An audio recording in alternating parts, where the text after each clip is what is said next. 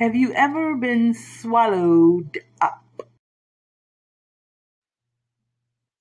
Peace, peace, black people. It's your girl. I'm back at it once again. Good to be black in the land of the living. Welcome to your Mima's World of Jelly Moose's Cafe. I am your Mima, your host. And we are back at it again. We have a news story tonight. And I read on social media that another soul has been taken at Lake Lanier. So a man, quote unquote, accidentally drowned in Lake Lanier. It was a 73-year-old man, and I don't know if he was a melanated man or not. His name was Matthew Mayo. But you would think that after all of the things that have gone on in that area, that people would stop going. But no, no. Apparently, what happened was he was fishing, and according to authorities, somehow, somehow, his seat in his boat became unbolted and knocked him over into the lake. I'm gonna let y'all sit with that one. But for those, a lot of people don't know the history of Lake Lanier. They just know that it's haunted, quote unquote haunted. So let me give you some information. I'm going to read this because I don't want to leave anything out. So listen. So Forsyth County, Georgia, was the site for one of the most successful racial cleansing of a black community in American history. The European American history of the area starts in the 1800s, with the U.S. government forcing the Cherokee Nation, which led to the Trail of Tears, then the racial cleansing of a thriving black town, followed by the government claiming over 50,000 acres of land, displacing over hundreds of landowners and their families. Over 20 cemeteries were moved or submerged by the lake. Now, they'll only do this to black cemeteries. White cemeteries, they ain't got to pluck with. And the other cemeteries, I ain't going to name it. But they dare not pluck with them. In the 1830s, the U.S. government expulsed most of its members from what would be one of the southeasternmost origins of the Trail of Tears. So that was the part in the southeast region where the Trail of Tears began. We fast forward 80 years. The year is now 1912. The land is now the state of Georgia. And an hour north of Atlanta is Forsyth County. And in Forsyth County, there was a black community with more than 1,100 African Americans, most who were freed after fighting in the American Civil War. They owned land, operated their own businesses, had their own churches and schools. Sounds like another Black Wall Street. When we think about Black Wall Street, we only think about Tulsa, but it was a whole lot of black communities that thrived just like Tulsa did, and all of them were erased just like Tulsa was. The town was called Oscarville. Now, due to high racial tensions from the riots in Atlanta 6 years prior, many were wary of possible future violence. It was clear that in the early 1900s, blacks in Atlanta lived in constant fear of violence. It is clear that in today's time, blacks live in fear of future violence. For the small town of Oscarville, that fear would turn into brutal reality. All right, so there was an all-white neighboring town in Forsyth County called Cumming, because they was coming. The two towns were shared by the Chattahoochee River, and on September 5th, 1912, in Forsyth County, Georgia, 22-year-old Ellen Grice. Let me read that again. On September 5th, 1912, let me put my glasses on, Lord have mercy. On September 5th, 1912, in Forsyth County, Georgia, a 22-year-old Ellen Grice, a white resident, said she had awakened to a black man in her bed and that he attempted to rape her. Now, I wonder when she told somebody. Did she tell somebody after he finished, or did she tell somebody? Did somebody scare him off and she said, you know what, I need to tell somebody that this black man was in my bed? Did she tell somebody before she got to look at the package, or after? All right, so days later, the Forsyth County Sheriff William Reed arrested 5 black men in connection with the case: Isaiah Perkle, Johnny Bates, Tony Howell, Fate Chester, and Joe Rogers. Tony Howell was actually the one accused of the crime, but the other man claimed he was with them at the time. All 5 men were put in jail in the Cumming Town Square. Word of this spread to the black community on September 7th, 1912. A local pastor by the name of Grant Smith demanded the men be released. Soon after Smith was beaten by an angry white mob. The mob wanted Smith to be hung or burned alive. Now, why they want Smith to be hung? He had nothing to do with this. All he asked is that they set the men free. And they wanted Lord have mercy. The governor of Georgia, Joseph Mackey Brown, sent the National Guard in to prevent riots and transfer the men to multiple jails for safety. And they ended up being in an Atlanta jail. 2 days later, on September 9th, 1912, May Crow, she got the right last name, another white woman, 18 years old, was found on the banks of the Chattahoochee River, raped and murdered. 4 African Americans were arrested with only speculation and no substantial evidence. The first arrest was a 16-year-old boy, Ernest Knox, who was arrested at his home. Knox was then coerced into a confession by a prominent Cumming resident who mock lynched him with a rope from a nearby well. The 3 men, then 3 more arrests followed.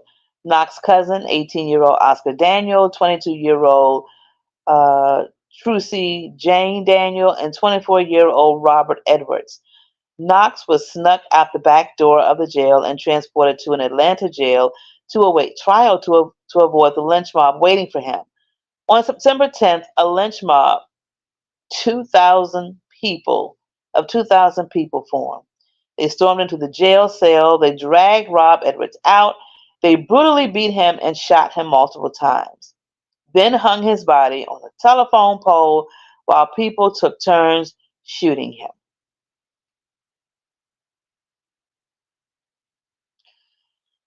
Not a single person was held accountable for the lynching, despite thousands of witnesses. Now, this was in 1912.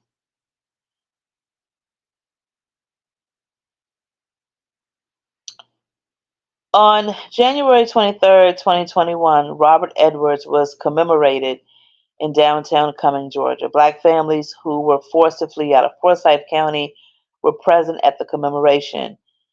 The national leader in documenting the racial injustice and their partnership demonstrates Forsyth County's commitment to historical accuracy, context, and transparency. They wanted to increase awareness of the lynching of Rob Edwards and memorialize him, as well as the countless black families who were tortured, terrorized, and in some cases killed. And there are some descendants that are still alive.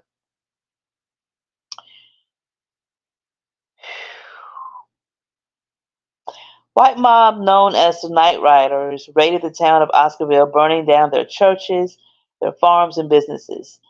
98% of the black residents would end up leaving their homes or being murdered for refusal to move. In October, Ernest Knox and Oscar Daniel were both found guilty of the rape and death of May Crow.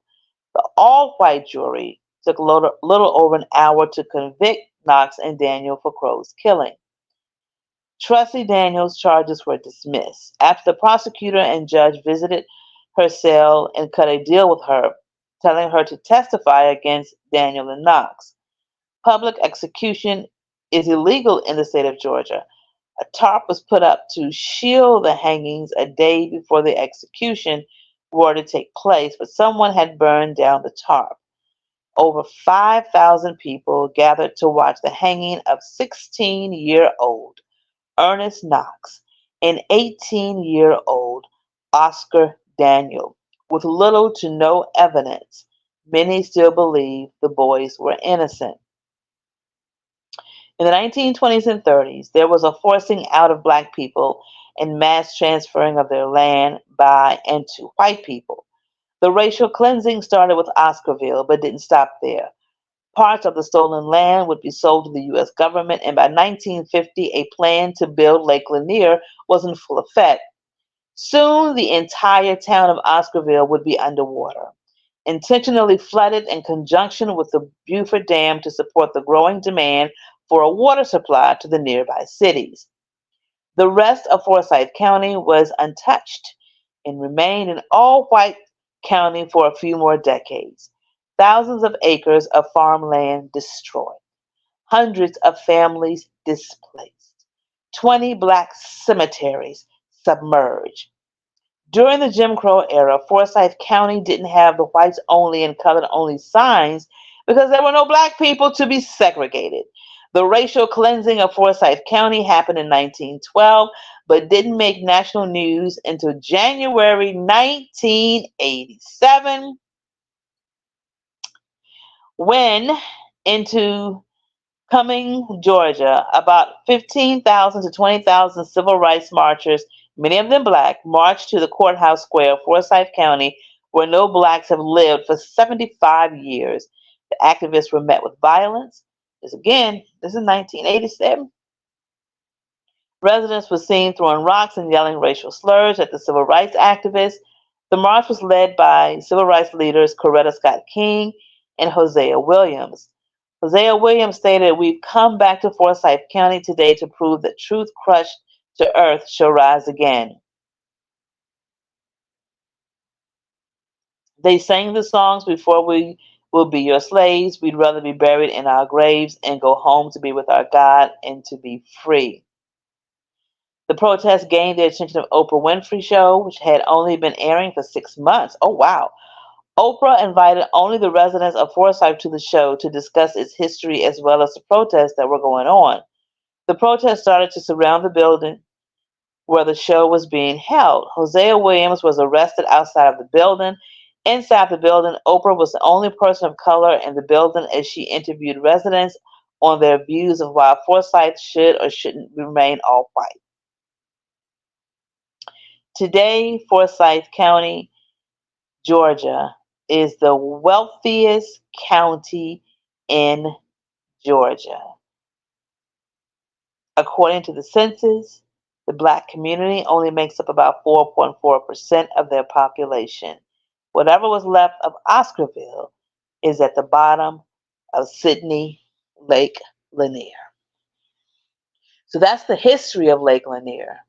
We hear about it in the news all the time, and we casually joke about it, about how people get killed. I believe Usher's ex-wife's son, I don't know if it was Usher's son or not, but his ex-wife's son died in Lake Lanier some years ago.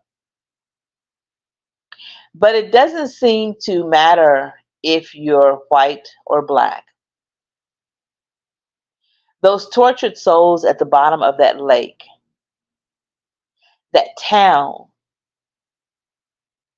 all of that history, all of that evil history at the bottom of that lake.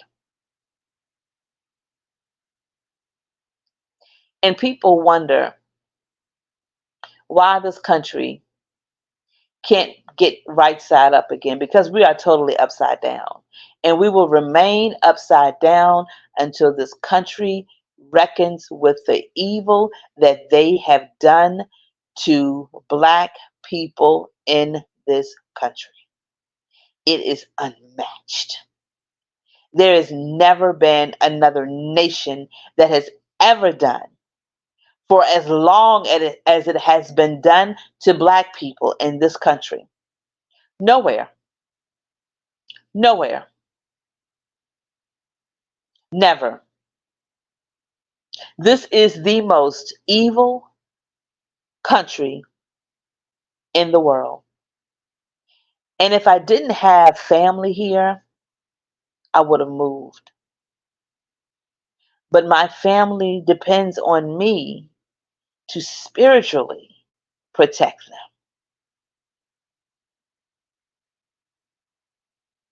So that's the story of Oscarville. And yes, I truly believe, I don't want to say that it's haunted because I don't like that word haunted. They ain't haunting nobody. They're bringing awareness. And if the stories don't get told in truth, they're going to keep on bringing awareness. They're going to keep bringing souls or taking souls. If people don't start to really understand what Lake Lanier is, it's not just haunted by black people, by the spirits of black people, just because they were, because it was submerged. It's so much more than that. It's so much more than that. That area is riddled with evil. So, Mr. Matthew Mayo, I don't know what the hell you was thinking, bruh. I don't know why you thought that you could just go out there and, you know, have your way. But you're gonna learn today. You're gonna learn today. Y'all gonna learn eventually. All right, y'all. So that's it for me. I gotta get out of here. I just wanted to bring the story of Lake Lanier and Oscarville. I really want to bring the story of Oscarville. Damn a Lake Lanier, because that's their shit. So damn a Lake Lanier. I want you to bring the story of Oscarville and what happened in Oscarville. And now I have to go back and find the Oprah Winfrey Show because I want to watch that now to see what the response was. And I may do another episode on that. Until next time, look, love yourselves, love each other, give yourself grace, give some other folks some grace as well. Stay healthy, stay safe, and stay black. Until next time, peace. 1,